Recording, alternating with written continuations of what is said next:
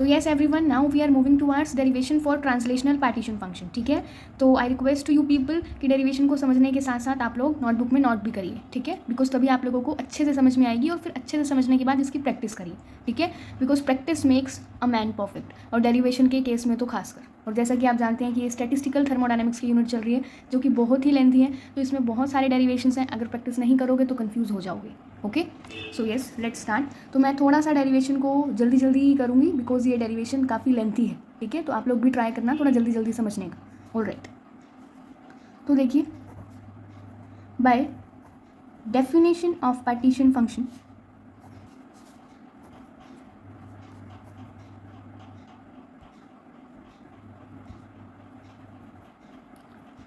we know that Q is equal to, जिसको हम overall partition function कहते हैं, वो किसके इक्वल होता है?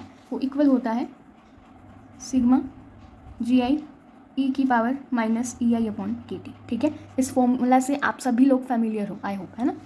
तो अभी without discussing this formula in detail कि कौन सी टर्म क्या है, let's move further. So let's move further. तो देखो, अगर मैं बात करती हूँ क्यू टी की, तो इसको मैं कैसे लिखूँगी? This one is from I zero to infinity, I zero to infinity. तो क्या हो जाएगा? जी टी ई की power minus E T upon K T. ठीक है, तो अब देखो, हर एक मोशन के लिए ना, हर एक डिफरेंट मोशन के लिए ये जी की वैल्यू और ई की वैल्यू चेंज होएगी. ठीक है, अलग अलग होएंगी, और ये आप लोगों को एट द एंड याद रखनी होएंगी. ओके, क्योंकि हमने करना क्या है, बस इस फॉर्मूला के अंदर उनकी अलग अलग वैल्यूज़ डालनी है. सबसे फर्स्ट स्टेप तो हमारा यही रहने वाला है. तो अगर मैं बात करती हूँ फॉर ट्रांसलेशनल मोशन,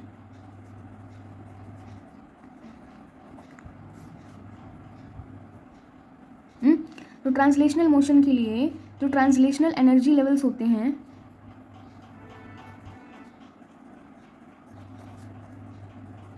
वो कैसे होते हैं? Non degenerate. कैसे होते हैं? नॉन डीजनरेट होते हैं.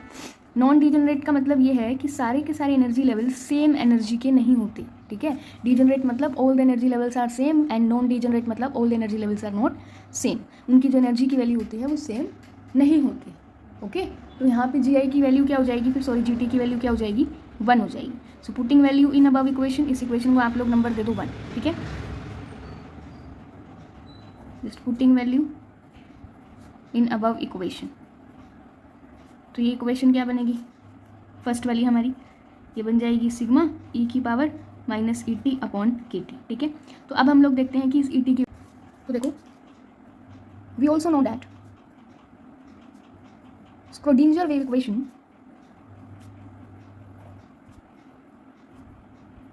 when solved, Schrodinger wave equation when solved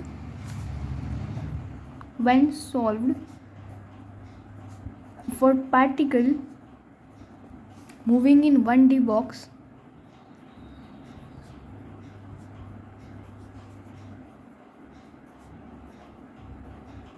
gives the translational energy expression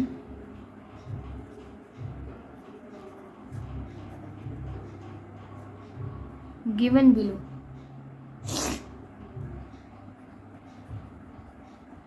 ठीक है, that is equal to E T की, E T is equal to H square upon 8m into N X square upon A square plus N Y square upon B square N C square upon Z square.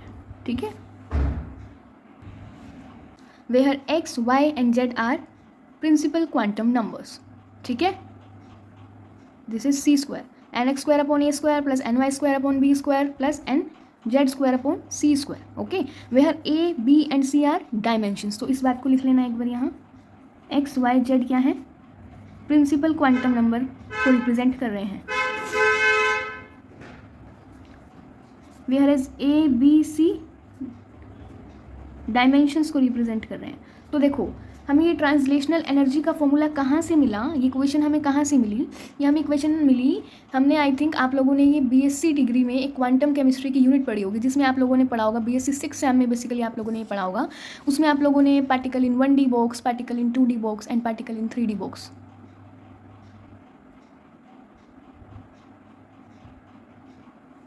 तो अब देखना ये है कि हमें ये energy का फॉर्मूला, ट्रांसलेशनल एनर्जी का फॉर्मूला कहाँ से मिला, ट्रांसलेशनल एनर्जी का इक्वेशन कहाँ से मिला। तो देखो हमें ये इक्वेशन मिला जब हमने पार्टिकल इन 1D बॉक्स के लिए स्क्रोडिंजर इक्वेशन को सॉल्व किया। आई होप कि ये सब particle in 1D box, particle in 2D box, 3D box के लिए स्क्रोडिंजर इक्वेशन डिराइव आप लोग BSc 6 में सीख चुके हो कि कैसे क्या कुछ करते हैं। तो ये बिल्कुल वहीं से ही रिजल्ट उठाया हुआ है, डायरेक्ट रिजल्ट उठाया हुआ है, ठीक है। तो कंफ्यूज नहीं होना है, जिसको ध्यान नहीं है वो अपनी बुक्स खोल के, अपने नोट्स खोल के एक बार वहाँ चेक कर ले कि वो क्या कंसेप्ट था और ये कैसे डिराइव किया गया, ठीक है। तो हम लोग जस्ट यहीं से ही इसको, इस ET की वैल्यू यहाँ पुट कर देंगे, बिल्कुल वैसे ही जैसे हमने GT की वैल्यू पुट की, ठीक है। तो देखो फिर अभी QT किसके इक्वल हो जाएगा, QT इक्वल हो जाएगा समीशन ऑफ, अच्छा रुको, वैल्यू भी पुट करने से पहले ना इसको सॉल्व करो, इसको अंदर सबसे मल्टीप्लाई करा दो, तो क्या बन जाएगा फिर ये ET h² upon NX² upon 8m का square plus h² y² upon 8m b का square plus h² NZ² upon में 8m c का स्क्वायर, कुछ ऐसा ही बनेगा, राइट। अब हमने इसकी वैल्यू डालनी है ऊपर वाली इक्वेशन में। तो जैसे देखो e की power minus h² NX² 8m a² kt, ठीक है। e की वैल्यू माइनस में h² y² ny² है अपॉन में 8m b का स्क्वायर kt, फिर माइनस का h² NZ² अपॉन में 8m c का स्क्वायर kt, ठीक है। कोई दिक्कत है किसी को, कैसे हमने इसकी वैल्यू पुट की, समझ आ गया। एक बार हमने ई के अंदर ये वाली वैल्यू पुट कर दिया, अलग अलग लिख दिया, मतलब वो एक साथ लिखने के बजाय, ठीक है। अच्छा तो यहाँ ये देखो, ये है पार्टीशन फंक्शन इन x direction, this one is for y direction and this one is for z direction, ठीक है। तो हम लोग एक बार के लिए सिर्फ x डायरेक्शन के लिए पार्टीशन फंक्शन कंसीडर करके चल रहे हैं, क्योंकि अगर एक का पता चल गया हमें रिजल्ट तो बाकी का तो एज सच ही होगा, तो डेरिवेशन ज़्यादा लेंथी ना हो, इसलिए एक को कंसीडर करके चलते हैं, एक बार एक से रिजल्ट पर पहुँचते हैं। तो consider motion in x axis only. Notebook clearly visible हो रही है सबको, ठीक है।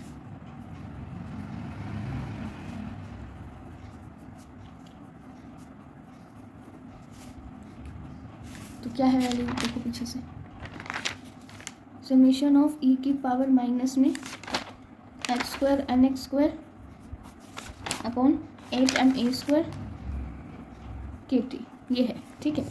लेकिन अब वो ये कहता है कि जो भी ट्रांसलेशनल एनर्जी लेवल्स होते हैं ना, कहते हैं कि ट्रांसलेशनल एनर्जी लेवल्स जो होते हैं ना वो बहुत क्लोज होते हैं एक दूसरे के, ठीक है, in such a way that there is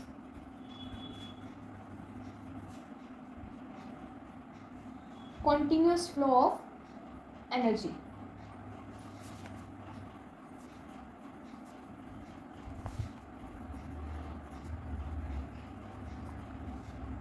या ऐसे कह लो कि these energy levels are so close to each other in such a way that their continuous equal energy may be considered। क्या कहा कि देखो ट्रांसलेशनल एनर्जी लेवल्स है, suppose ये इतने इतने क्लोज हैं, देखो इतने इतने पास हैं, इतने इतने पास में, तो देखो अब इनमें स्पेस काफ़ी कम है ना, तो काफ़ी कम स्पेस होने के कारण क्या है, जो एनर्जी का फ्लो होता है इनमें उसको हम क्या कंसीडर कर सकते हैं, इक्वल एनर्जी का फ्लो हम लोग कंसीडर कर सकते हैं, क्योंकि बिल्कुल पास पास में ही तो है ना। अगर दूर होते तो हो सकता है एनर्जी में कुछ चेंजेस आते, लेकिन अब इनके पास होने की वजह से जो इनकी जो एनर्जी है उसको क्या कंसीडर किया जा सकता है, कॉन्टीन्यूअस कंसीडर किया जा सकता है कि भाई लगातार एनर्जी चल रही है, ठीक है। आगे बात समझ।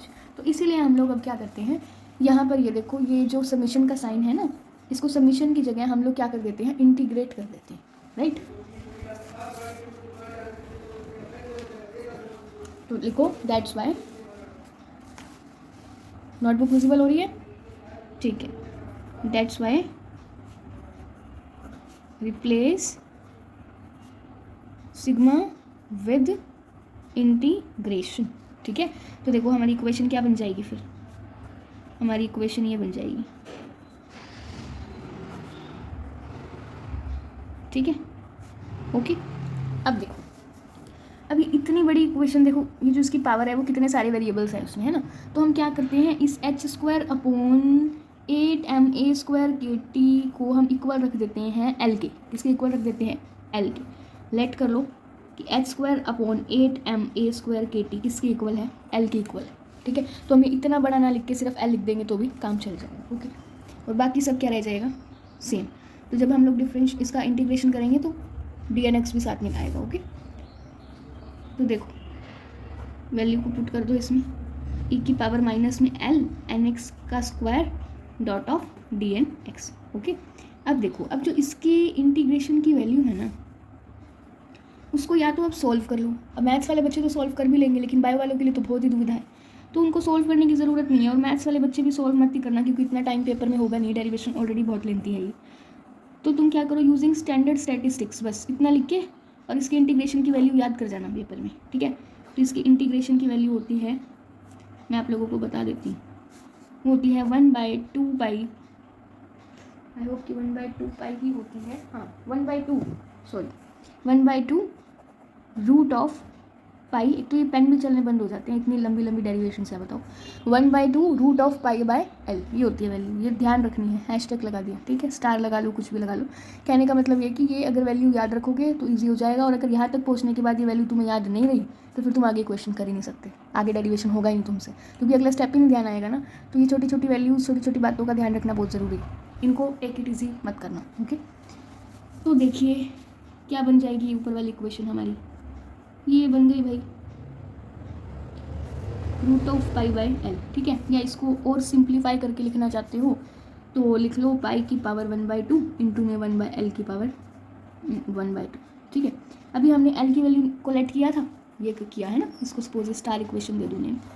तो इस स्टार इक्वेशन में से हम लोग, ये दिख रही है ना एल की वैल्यू, हाँ, तो इसी एल की वैल्यू को यहाँ वापस पुट कर देंगे, ठीक है। तो करो, देखो आगे putting value of L in above equation, लिखो।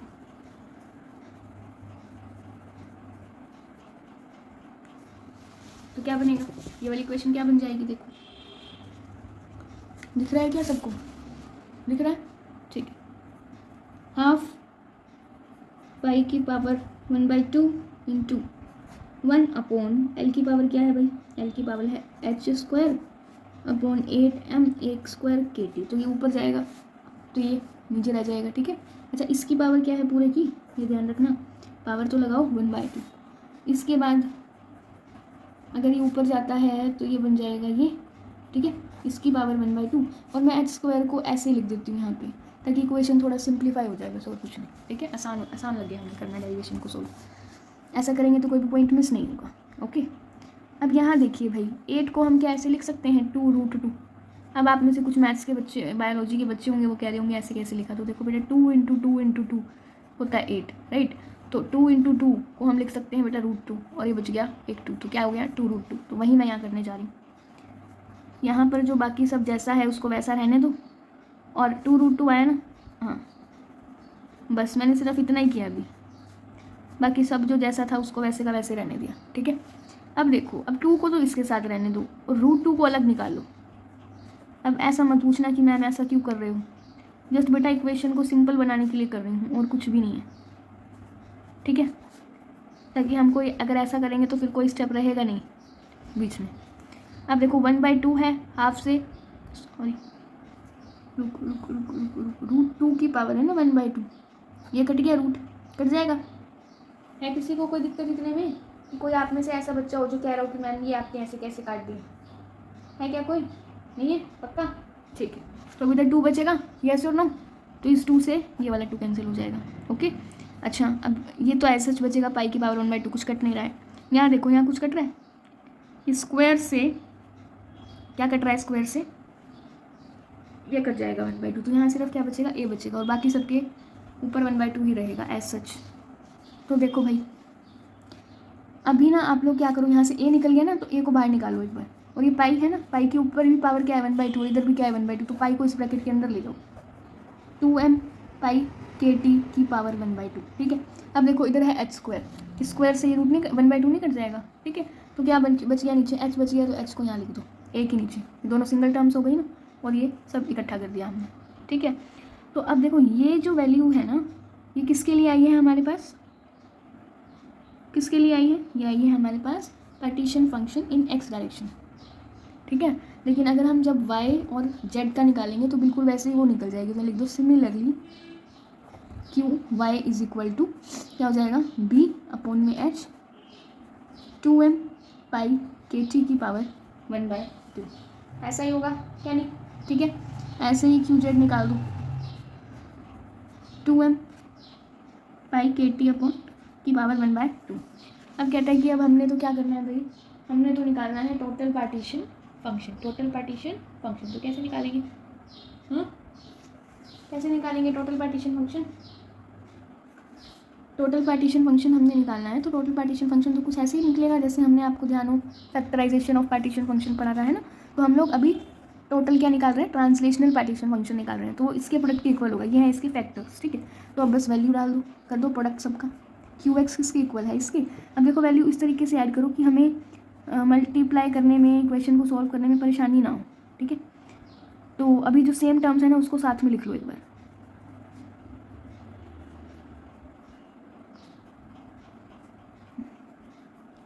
ओके, लिख लिया। अब यहाँ देखो ये एच एच एच है सबके पास, है ना, इनकी बाय में एच है तो क्या हो जाएगा, एच क्यूब नहीं हो जाएगा, ठीक है। और इधर क्या बचेगा, ऊपर वाली टर्म ए बी सी, ठीक है। हो गई ना सिंप्लीफाई इक्वेशन, इतना कॉम्प्लिकेटेड हुआ ही नहीं। अच्छा जी, अब यहाँ देखो सबके बेस क्या है, सेम। जब बेस सेम होते हैं तो पावर क्या हो जाती है, ऐड करो। तो फिर ऐड इधर कर लो रफ में, 1/2 + 1/2 + 1/2 क्या होगा, 3/2, ठीक है।